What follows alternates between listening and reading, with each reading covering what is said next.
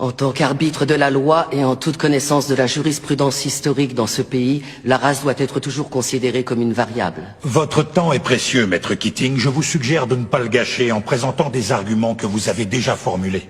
Ce ne sont pas mes mots, juge Strickland. Ce sont les vôtres. Vous les avez écrits en 1985, dans le verdict de l'affaire Bryant contre la ville de Topeka, concernant la clause de protection égale face à un système d'attribution de logements sociaux.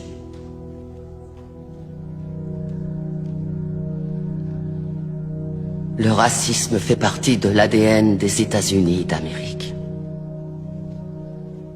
Et tant que nous fermerons les yeux sur la douleur de ceux qui souffrent de son oppression, nous ne pourrons jamais échapper à ses origines.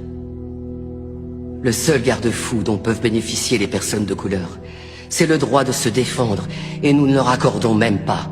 Ce qui veut dire que la promesse de l'égalité des droits n'a jamais été remplie. En raison de l'échec de notre système judiciaire et de notre défense publique en particulier, l'époque de la ségrégation n'est toujours pas derrière nous. L'époque où les lois ont rendu illégal que les Noirs et les Blancs soient enterrés dans le même cimetière, où on catégorisait les gens en carterons ou en octavons, où on punissait un Noir parce qu'il avait demandé des soins médicaux dans un hôpital pour Blancs. Certains prétendent que l'esclavage est révolu. Mais allez dire ça aux prisonniers qui sont parqués dans des cages et à qui on dit qu'ils n'ont pas le moindre droit.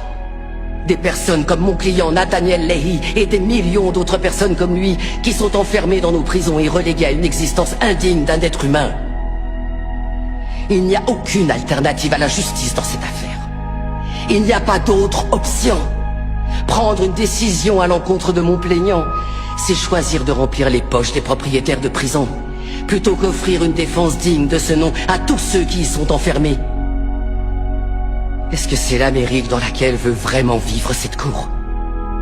Un pays où l'argent a plus d'importance que l'humanité?